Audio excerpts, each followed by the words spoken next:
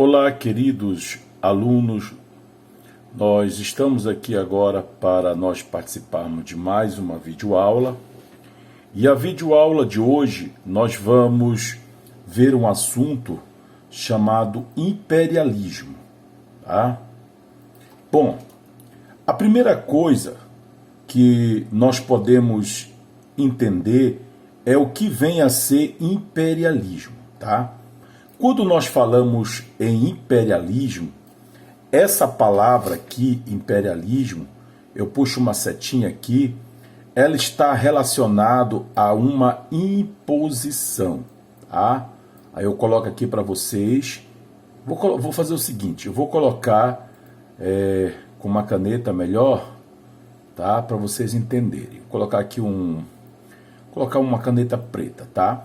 Bom, ela está relacionada a uma imposição, tá? É daí que surge a palavra imperialismo, tá? Vem de imposição, tá certo? Bom, esse assunto também, ele pode ser chamado de neocolonialismo. Por que neo? Essa palavra neo aqui, ó, significa novo, né? Ou então, novo tipo de colonialismo. A partir do século XV, nós vamos ver o que nós chamamos de colonialismo europeu, né? Foi quando a Europa, os países da Europa começaram a colonizar outras regiões. Agora aqui no imperialismo é também um tipo de colonialismo, tá? Só que agora eles vão colocar como alvo dois grandes continentes, que é o continente africano e o continente asiático, tá? Por isso nós vamos agora entrar nesse assunto e fazer essas definições aqui importantes para que possamos entender melhor este assunto. Bom, o imperialismo foi quando os países europeus eles resolveram dividir a África e a Ásia, tá? Digamos que este círculo aqui representa a África e este quadrado aqui representa a Ásia. Os países europeus, eles fatiaram a África em várias regiões, onde cada um deles iria dominar uma dessas regiões, tá? O mesmo também aconteceu com alguns países da Ásia, tá? Bom, mas vamos entender um pouco dos antecedentes aí, tá? Desse imperialismo europeu. Vamos lá. O primeiro antecedente é deixa eu voltar aqui. O primeiro antecedente está no século XV ao século XVI, que são as grandes navegações, tá? Certamente vocês já tiveram esse assunto chamado as grandes navegações, que foi o momento em que alguns países da Europa, Portugal, Espanha, Inglaterra, resolveram, né, entrar dentro de de embarcações e sair pelo mundo em busca de outras terras, tá? Um outro antecedente é o mercantilismo, o metalismo e o colonialismo, tá? Essas práticas aqui, nós estudamos elas geralmente no 7º ano, que quando você vê um assunto chamado grandes navegações, mercantilismo, metalismo e colonialismo, tá? Essas práticas aí eram práticas comerciais que eram praticadas pelos países europeus que saíram nas grandes navegações, tá?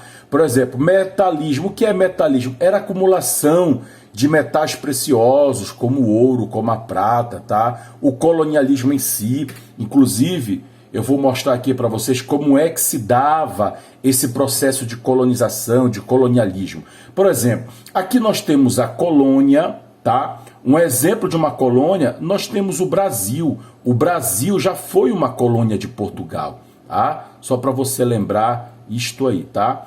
E nisto, a relação da colônia com a metrópole era sustentada por aquilo que nós chamamos de pacto colonial. Ou seja, era uma aliança da colônia com a metrópole, tá? Por exemplo, o Brasil, ele era colônia de qual país? Ele era colônia de Portugal, tá?